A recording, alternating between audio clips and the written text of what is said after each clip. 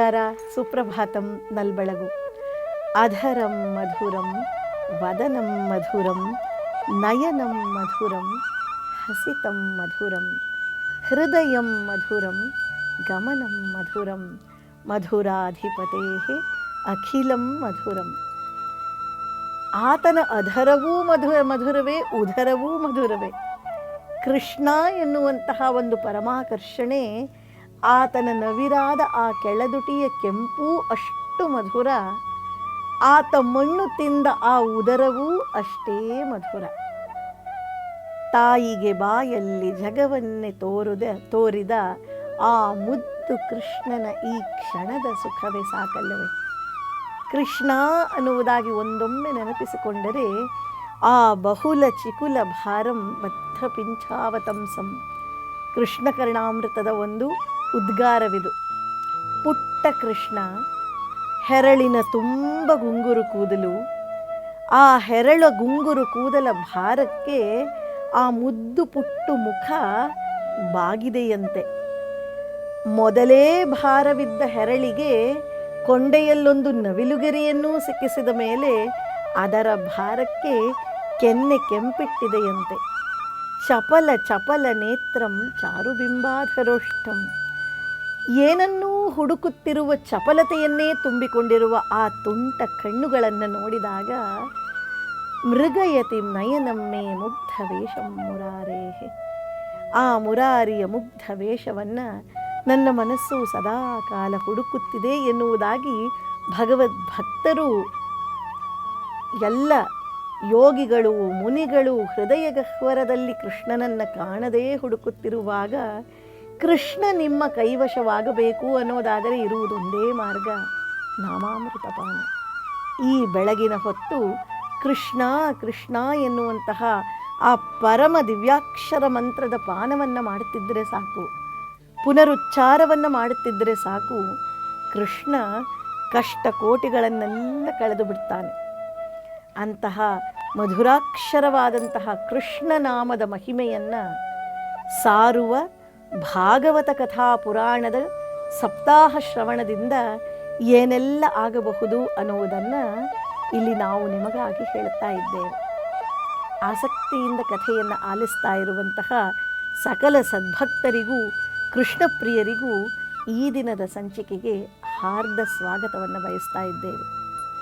ಇತ್ತ ಗೋಕರ್ಣ ಪೀಠದಲ್ಲಿ ಕುಳಿತುಕೊಂಡು ಭಾಗವತ ಕಥೆಯನ್ನು ವಾಚನ ಮಾಡುತ್ತಿದ್ದಂತೆ ಸಹಸ್ರಾರು ಸಂಖ್ಯೆಯಲ್ಲಿ ಸೇರಿರುವ ಜನಮಾನಸವೆಲ್ಲ ಕೃಷ್ಣನಾಮದಿಂದ ಭಾಗವತದ ಕಥೆಯಿಂದ ಪುನೀತವಾಗುತ್ತಾ ಇರುವಾಗ, ದೊಡ್ಡ ಬಿದಿರು ಮೆಳೆಯಲ್ಲಿ ಏಳು ಗಿಣ್ಣುಗಳುಳ್ಳ ಆ ಬಿದಿರು ಮೆಳೆಯಲ್ಲಿ ಸೇರಿಕೊಂಡಿದ್ದಂತಹ ಪಿಶಾಚ ರೂಪದ ದುಂಧುರಿಕ ಕೂಡ ಅಲ್ಲಿ ಭಾಗವತ ಕಥಾ ಶ್ರವಣವನ್ನು ಮಾಡುತ್ತಿದ್ದಾನೆ.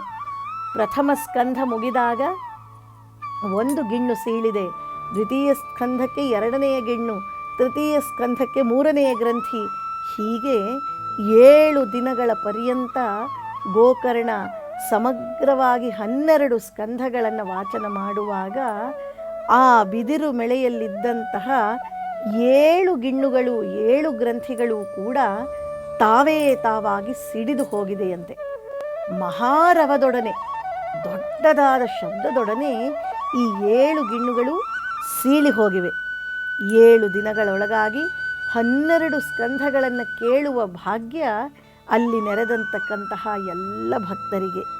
ಈ ಕಥೆ ಮುಗಿಯುವಷ್ಟರಲ್ಲಿ, ಭಾಗವತ ಕಥಾ ಸಮಾಪ್ತಿಯಾಗುವಷ್ಟರಲ್ಲಿ ಆ ಬಿದಿರು ಮೆಳೆಯಲ್ಲಿ ಗಾಳಿಯ ರೂಪದಿಂದ ಸೇರಿಕೊಂಡಿದ್ದ ದುಂದುಕಾರಿ 7 ಗ್ರಂಥಿಗಳು ಒಡೆದದ್ದರಿಂದ ಪಿಶಾಚ ಜನ್ಮ ಕಳೆದುಕೊಂಡಿದ್ದಾನೆ. ಅಹೋಭಾಗ್ಯಂ ಅಹೋಭಾಗ್ಯಂ. ಪಿಶಾಚ ಜನ್ಮ ನಿವೃತ್ತವಾಗಿ ಒಡನೆಯೇ ಆತನಿಗೆ ಒಂದು ದಿವ್ಯವಾದ ರೂಪ ಪ್ರಾಪ್ತವಾಗಿದೆಯಂತೆ. ಎಷ್ಟು ದಿವ್ಯವಾದ ರೂಪ ಅನ್ನೋದಾದರೆ, ಕೊರಳಿನಲ್ಲಿ ತುಳಸಿ ಮಾಲೆಯನ್ನು, ನಡುವಿನಲ್ಲಿ ಪೀತಾಂಬರವನ್ನು ಧರಿಸಿ ಮೇಘಶ್ಯಾಮಲ ವರ್ಣನವನ್ನು ತನ್ನ ತನುವಿಗೆ ಪಡೆದಂತಹವನಾಗಿ, ಕಿರೀಟ ಕುಂಡಲಗಳಿಂದ ಅಲಂಕೃತನಾಗಿ ಒಂದು ದಿವ್ಯಾಕೃತಿಯನ್ನು ಪಡೆದುಕೊಂಡು ಆ ಬಿದಿರು ಮಳೆಯಿಂದ ಹೊರಗೆ ಈತ ಬಂದಿದ್ದಾನಂತೆ. ಎಂತಹ ರೂಪಾಂತರ!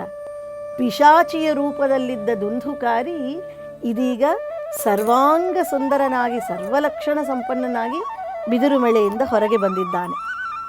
ಗೋಕರ್ಣನಿಗೆ ಕೈ ಮುಗಿದು ಹೇಳ್ತಾ ಇದ್ದಾನಂತೆ, ಎಲೈ ಪುಣ್ಯಾತ್ಮನೇ, ನಿನ್ನ ಕೃಪೆಯಿಂದ, ನಿನ್ನ ಕೃಪಾಬಲದಿಂದ ನನ್ನ ಪಿಶಾಚ ಜನ್ಮವು ಇಲ್ಲಿ ನಿವೃತ್ತವಾಗಿದೆ.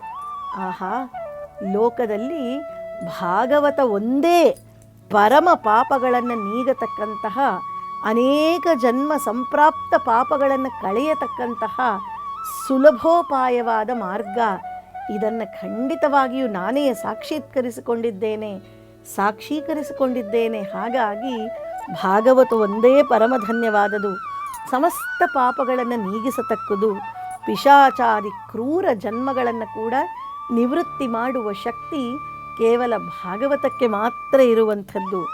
ಅದರಲ್ಲೂ ಸಪ್ತಾಹ ಶ್ರವಣ ಅಂದರೆ, ತಮ್ಮೆಲ್ಲರ ಸ್ಪಷ್ಟವಾದ ಅವಗಾಹನೆಗಾಗಿ ಹೇಳುತ್ತಾ ಇದ್ದೇವೆ, ಸಪ್ತ 7, ಅಹ ದಿನ. ಸಪ್ತಾಹ ಎಂದರೆ 1 ವಾರ ಅಥವಾ 7 ದಿನಗಳು. ಶ್ರವಣ ಕೇಳಿಸಿಕೊಳ್ಳುವುದು. ನಿರಂತರವಾಗಿ ಸತತವಾಗಿ 7 ದಿನಗಳ ಕಾಲ ಭಾಗವತ ಕಥಾ ಶ್ರವಣವನ್ನು ಮಾಡಿದ್ದಾದರೆ ಪರಮ ಪಾಪಗಳಿಂದ ವಿಮುಕ್ತವಾಗಬಹುದು ಅನ್ನೋದನ್ನು ಈ ಕಥೆ ಸಾಕ್ಷೀಕರಿಸಿ ಹೇಳುತ್ತೆ.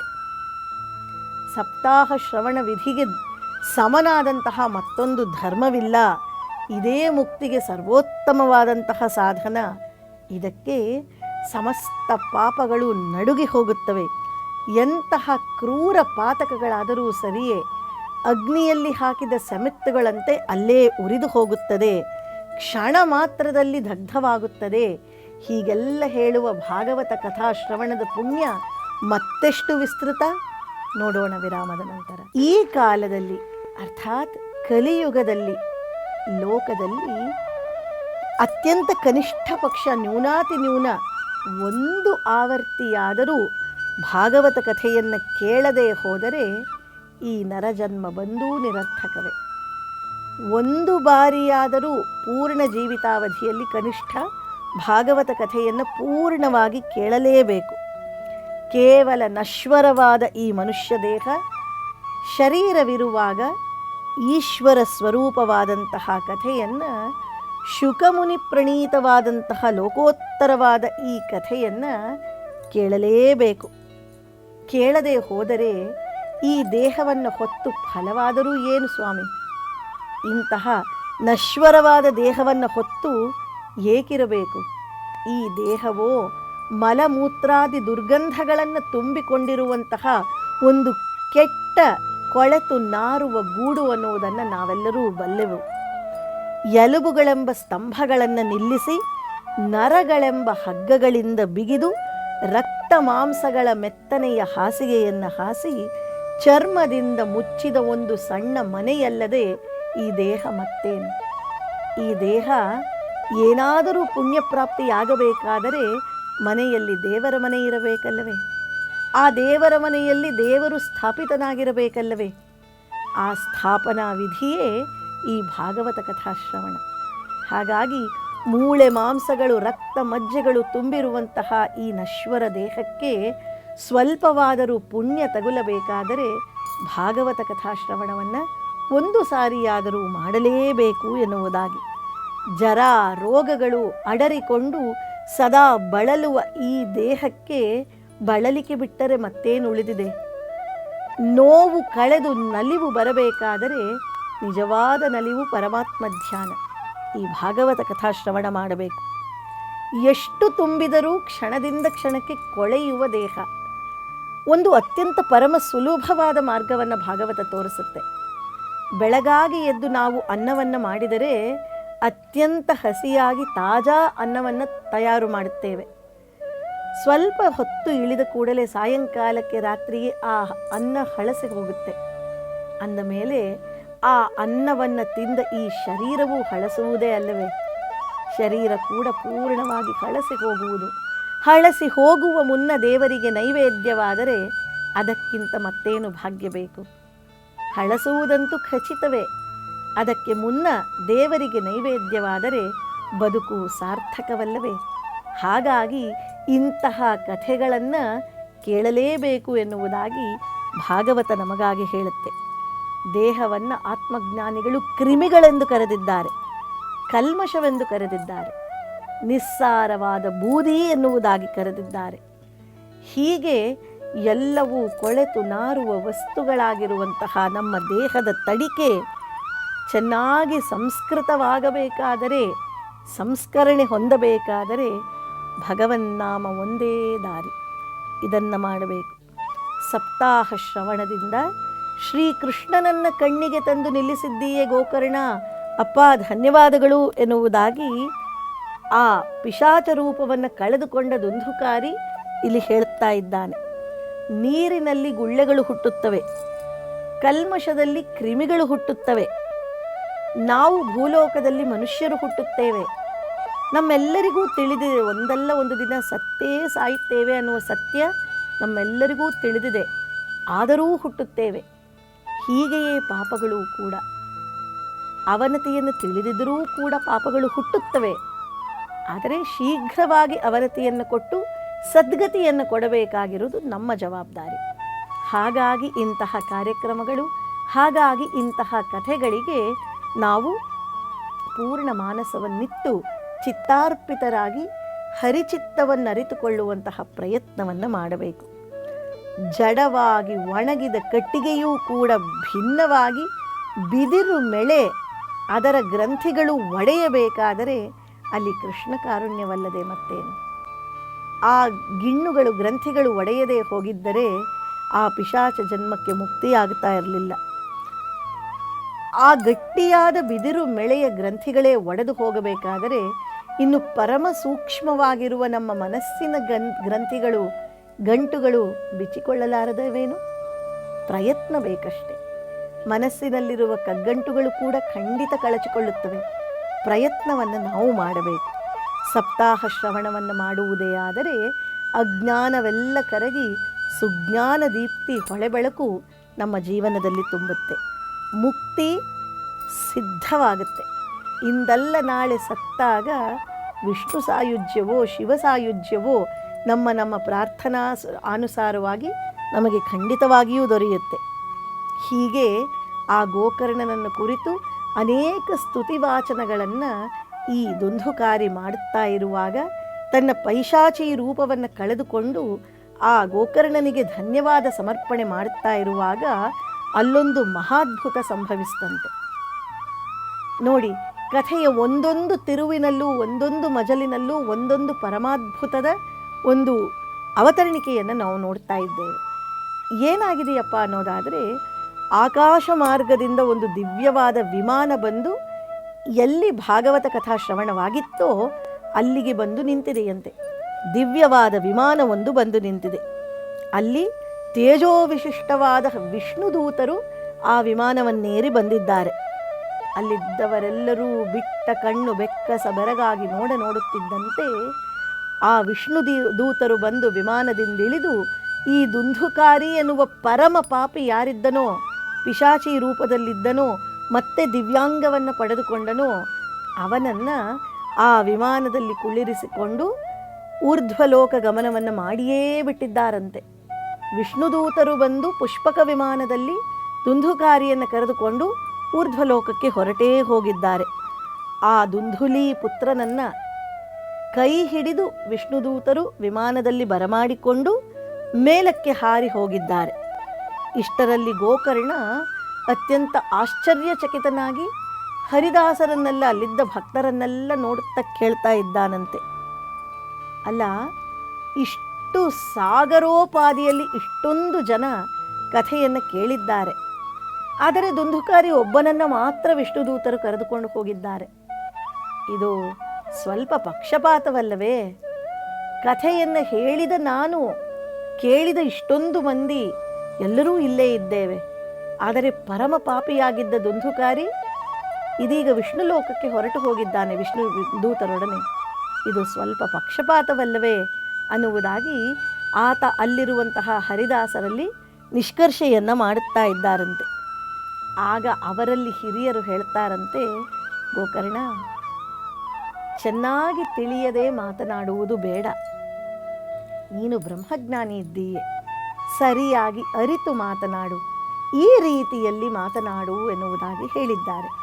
ಯಾವ ರೀತಿ ನೋಡೋಣ ವಿರಾಮದ ನಂತರ. ಈ ರೀತಿಯಲ್ಲಿ ಸರಿಯಾಗಿ ಮಾತನಾಡು ಎನ್ನುವುದಾಗಿ ಆತನಿಗೆ ಉಪದೇಶ ಮಾಡಿದ್ದಾರೆ. ನೋಡು, ಎಲ್ಲರೂ ಸೇರಿ ಕಥಾಶ್ರವಣ ಮಾಡಿದ್ದೂ ದಿಟವೇ, ನೀನು ಅತ್ಯಂತ ಪುಣ್ಯಾತಿಶಯದಿಂದ ಕಥಾ ವಾಚನ ಮಾಡಿದ್ದೂ ದಿಟವೇ. ಆದರೆ ಶ್ರವಣ ಕ್ರಮವಿದೆಯಲ್ಲ, ನಾವು ಕೇಳುವ ರೀತಿ, ಅದರಲ್ಲಿ ಈ ಜನರಿಗೂ ದುಂದುಕಾರಿಗೂ ಬಹಳಷ್ಟು ವ್ಯತ್ಯಾಸ ಉಂಟು. ಕಾರಣ ಇವರೆಲ್ಲರೂ ಕೇವಲ ಶ್ರವಣವನ್ನು ಮಾತ್ರ ಮಾಡಿದ್ದಾರೆ. ಆದರೆ ಆ ಪ್ರೇತ ಸ್ವರೂಪದಲ್ಲಿದ್ದ ದುಂದುಕಾರಿ 7 ದಿವಸ ನಿರಾಹಾರನಾಗಿ ಉಪವಾಸ ವ್ರತವನ್ನು ಕೈಗೊಂಡು ಕೈಕಾಲುಗಳನ್ನು ಬಂಧಿಸಿಕೊಂಡು ಅಡಗಿ ಕುಳಿತು ತದೇಕ ಚಿತ್ತದಿಂದ ಭಾಗವತ ಕಥಾಶ್ರವಣ ಮಾಡಿದ್ದಾನೆ. ಆತ್ಮೀಯರೇ, ಇಲ್ಲೆಲ್ಲ ದೊಡ್ಡದಾದ ಜೀವನ ಮೌಲ್ಯಗಳನ್ನೇ ತುಂಬಿಸಿಕೊಟ್ಟಿದ್ದಾರೆ ಹಿರಿಯರು. ಏನಪ್ಪ ಅನ್ನೋದಾದರೆ, ಕೇಳುತ್ತೇವೆ ಅನ್ನುವ ಸೋಗನ್ನು ಧರಿಸಿ ಕೇಳುವುದಕ್ಕೂ ಪರಮ ಶ್ರದ್ಧಾಭಕ್ತಿಗಳಿಂದ ಕೇಳುವುದಕ್ಕೂ ಅದೆಷ್ಟು ನಿಕಟವಾದ ಮತ್ತು ಅತ್ಯಂತ ವಿಕಟವಾದ ಸಂಬಂಧವಿದೆ ಅನ್ನೋದನ್ನು ನಾವೆಲ್ಲರೂ ತಿಳಿದುಕೊಳ್ಳಬೇಕು. ಶ್ರದ್ಧಾಭಕ್ತಿಪೂರ್ವಕವಾಗಿ ತನ್ನತನವನ್ನು ಬಂಧಿಸಿಕೊಂಡು ಅಹಂಕಾರವನ್ನು ಹಿಮ್ಮೆಟ್ಟಿಸಿಕೊಂಡು ಉಪವಾಸ ವ್ರತವನ್ನು ಕೈಗೊಂಡು ಕೇಳಿದವನು ದುಂದುಕಾರಿ. ಹಾಗಾಗಿ ವಿಷ್ಣುದೂತರು ಅವನನ್ನು ಮಾತ್ರ ಕರೆದುಕೊಂಡು ಹೋದರು. ಇವರೆಲ್ಲರೂ ಕೇಳಿದರೂ ಸತ್ಯವೇ, ಆದರೂ ಅನ್ನಾಹಾರಗಳನ್ನು ಸ್ವೀಕರಿಸಿ ತಮ್ಮ ಕೆಲಸಗಳೆಲ್ಲವೂ ಮುಗಿಸಿಕೊಂಡು ಬಂದು ಇಲ್ಲಿ ಕಥೆಯನ್ನು ಕೇಳಿದರು. ಆದ್ದರಿಂದ ಕೇಳುವ ರೀತಿಯಲ್ಲೂ ಕೂಡ ಪರಿಮಾರ್ಜನೆ ಬೇಕು ಎನ್ನುವುದನ್ನು ಇಲ್ಲಿ ಹಿರಿಯರು ಹೇಳಿದ್ದಾರೆ. ನಾನು ಹೇಳಿದ್ದೇನಲ್ಲ, ನನಗಾದರೂ ಮೋಕ್ಷವನ್ನು ಕೊಡಬಹುದಿತ್ತು ಅಂತ ಗೋಕರ್ಣ ಕೇಳುವಾಗ ಅವರು ಹೇಳ್ತಾರೆ, ವಯೋಸಹಜವಾದಂತಹ ವಿಚಾರವನ್ನು ನೀನು ಕೇಳಿದ್ದೀಯೆ. ಆದರೆ ತಿಳಿದುಕೋ, ಒಂದು ದೀಪ ತನ್ನನ್ನು ತಾನು ಕರಗಿಸಿಕೊಂಡರೂ ಮತ್ತೊಬ್ಬರಿಗೆ ಬೆಳಕನ್ನು ಕೊಡುತ್ತೆ. ಹಾಗೆ ನೀನು ಮತ್ತೊಂದು ಸಪ್ತಾಹ ಭಾಗವತವನ್ನು ಕಥಾವಾಚನವನ್ನು ಮಾಡಬೇಕು. ಇನ್ನಷ್ಟು ಜನ ನಿನ್ನಿಂದ ಉದ್ಧಾರವಾಗಬೇಕು. ಹಾಗಾಗಿ ನಿನ್ನನ್ನು ಭೂಲೋಕದಲ್ಲೇ ಬಿಟ್ಟು ಹೋಗಿದ್ದಾರೆ. ಪುಣ್ಯಾತ್ಮರು ಭೂಲೋಕಕ್ಕೆ ಸಿಗೋದೇ ದುರ್ಲಭ. ಎಲ್ಲರೂ ಸ್ವಾರ್ಥಿಗಳು, ಎಲ್ಲರೂ ನಯವಂಚಕರು, ಎಲ್ಲರೂ ಗೋಮುಖ ವ್ಯಾಘ್ರಗಳೇ. ಪುಣ್ಯಾತ್ಮರು ಭಗವತ್ ಪ್ರೇರಕರು ಕಡಿಮೆ ಮಂದಿ ಇದ್ದಾರೆ. ಹಾಗಾಗಿ ಇನ್ನಷ್ಟು ಜನರಿಗೆ ನೀನು ಕೃಷ್ಣ ಕಥಾಮೃತವನ್ನು ಉಣಬಡಿಸು. ಹಾಗಾಗಿ ನಿನ್ನನ್ನು ಬಿಟ್ಟು ಹೋಗಿದ್ದಾರಷ್ಟೇ. ಇನ್ನೊಮ್ಮೆ ಭಾಗವತ ಕಥಾ ಶ್ರವಣವನ್ನು ಇದೇ ಜನಮಾನಸಕ್ಕೆ ಮಾಡಿಸಿದಲ್ಲಿ ನಿಮ್ಮೆಲ್ಲರಿಗೂ ಮುಕ್ತಿಯಾಗೋದು ಖಂಡಿತ ಸಾಧ್ಯ ಅನ್ನುವುದಾಗಿ ಆ ಹಿರಿಯರು ಹೇಳುತ್ತಾ ಇದ್ದಾರೆ. ಕಥಾಶ್ರವಣ ಮಾಡುವಾಗ ಹೇಳತಕ್ಕಂತಹ ವ್ಯಕ್ತಿಯಲ್ಲಿ ಗುರುತ್ವವನ್ನು ಕಂಡು ಅತ್ಯಂತ ಅವಿನಾಶಿಯಾದ ಬುದ್ಧಿಯಲ್ಲಿ ಕುಳಿತುಕೊಂಡು ಕೇಳತಕ್ಕದ್ದು. ದೈನ್ಯ ಬುದ್ಧಿ, ಮನೋಜಯ, ಜಿತೇಂದ್ರಿಯತ್ವ ಇವೆಲ್ಲವನ್ನು ಹೊಂದಿ ಕೇಳುವುದಾದರೆ ಖಂಡಿತ ವಿಷ್ಣು ಸಾಯುಜ್ಯ ಸಾಧ್ಯ ಅನ್ನೋದನ್ನು ಹೇಳುತ್ತಿದ್ದಾರೆ. ಇನ್ನೊಮ್ಮೆ ನಿಯಮದಿಂದ ಇವರೆಲ್ಲರೂ ಭಾಗವತ ಕಥಾಶ್ರವಣವನ್ನು ಮಾಡಿ ನೀನೂ ಅದೇ ಕಥೆಯನ್ನು ಹೇಳಿದ್ದೆ, ಇದೆಲ್ಲವೂ ಸಾಧ್ಯವಾದರೆ ಎಲ್ಲರಿಗೂ ಉತ್ತಮ ಲೋಕಪ್ರಾಪ್ತಿಯಾಗುತ್ತೆ ಅನ್ನುವುದಾಗಿ ಹೇಳಿ ಆ ವಿಷ್ಣುದೂತರೆಲ್ಲರೂ ವಿಮಾನಾರೂಢರಾಗಿ ಹರಿಕೀರ್ತನವನ್ನು ಮಾಡುತ್ತಾ ದುಂದುಕಾರಿಯೊಡನೆ ವೈಕುಂಠದತ್ತ ಸಾಗಿಬಿಟ್ಟಿದ್ದಾರೆ. ಇತ್ತ ಗೋಕರ್ಣನು ತಿರುಗಿ ಶ್ರಾವಣ ಮಾಸಕ್ಕೆ ಕಾದುಕೊಂಡಿದ್ದು, ಆ ಶ್ರಾವಣ ಮಾಸದಲ್ಲಿ ಸಪ್ತಾಹ ವಿಧಿಯಿಂದ ತನ್ನ ಕಥೆಯನ್ನು ಆಚರಣೆ ಮಾಡುತ್ತಾ ಭಾಗವತ ಕಥಾ ವಾಚನವನ್ನು ಮತ್ತೆ ಪ್ರಾರಂಭ ಮಾಡಿದ್ದಾನೆ. ಅದನ್ನು ಸಂಪೂರ್ಣಗೊಳಿಸಿದ ಕ್ಷಣದಲ್ಲಿ ಮುಂಚೆ ಆದಕ್ಕಿಂತಲೂ ಅತ್ಯಂತ ದಿವ್ಯವಾದ ಅನುಭವ ಇದೀಗ ಈ ಗೋಕರ್ಣನಿಗೆ ಆಗಿ ಹೋಗಿದೆ. ಮತ್ತೊಂದು ಮಹದಾಶ್ಚರ್ಯ, ಭೂಮಿಯ ಮೇಲೆ ಇಂತಹುದೊಂದು ಆಶ್ಚರ್ಯ ಸಂಭವಿಸಲಿಕ್ಕೆ ಸಾಧ್ಯವೇ ಎನ್ನುವ ಮಟ್ಟಿನ ಒಂದು ದೊಡ್ಡದಾದ ಆಶ್ಚರ್ಯ ಅಲ್ಲಿ ಸಂಘಟಿಸಿಬಿಟ್ಟಿದೆ. ಏನು ಆಶ್ಚರ್ಯ ಅಂತ ನೋಡೋದಾದರೆ ಅಲ್ಲಿರುವಂತಹ ಭಕ್ತಮಾನಸವೆಲ್ಲವೂ ಅರಳಿಸಿಕೊಂಡು ಮೈಯೆಲ್ಲ ಕಣ್ಣಾಗಿ ಆ ಆಶ್ಚರ್ಯವನ್ನು ಕಣ್ಮನ ತುಂಬಿಕೊಳ್ಳುತ್ತಾ ಇದ್ದಾರೆ. ಅಲ್ಲಿ ನಡೆದು ಹೋದಂತಹ ದಿವ್ಯಾದ್ಭುತ ಏನಪ್ಪ ಅನ್ನೋದಾದರೆ, ಮುಂಚೆ ದುಂದುಕಾರಿಗೆ ದಿವ್ಯಾಂಗ ಲಬ್ಧವಾಗಿತ್ತು. ಈಗ ಸಾಕ್ಷಾತ್ ಶ್ರೀಮನ್ ಮಹಾವಿಷ್ಣುವೇ ಕೃಷ್ಣಾವತಾರಿಯಾಗಿ ಇಲ್ಲಿ ಧರೆಗಿಳಿದು ಬಂದುಬಿಟ್ಟಿದ್ದಾನೆ.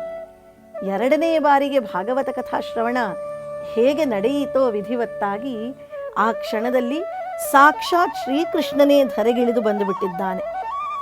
ಸಭಾ ಮಧ್ಯದಲ್ಲಿ ನಿಂತ ಮಹಾವಿಷ್ಣು ತನ್ನ ಶಂಖ ಚಕ್ರ ಗದಾ ಪದ್ಮಗಳಿಂದ 4 ಕೈಗಳಿಂದ ಶೋಭಿಸುತ್ತಾ ಅತ್ಯಂತ ಪರಮ ಪುಣ್ಯ ರೂಪದಲ್ಲಿ ಅಲ್ಲಿ ಕಂಗೊಳಿಸ್ತಾ ಇದ್ದಾನೆ. ಅಹೋಭಾಗ್ಯಂ ಅಹೋಭಾಗ್ಯಂ ಯಸ್ಯ ಸ್ಮರಣ ಮಾತ್ರೇಣ ಜನ್ಮ ಸಂಸಾರ ಬಂಧನಾತ್ ವಿಮುಚ್ಯತೆ ನಮಸ್ತಸ್ಮೈ ವಿಷ್ಣವೇ ಪ್ರಭವಿಷ್ಣವೇ.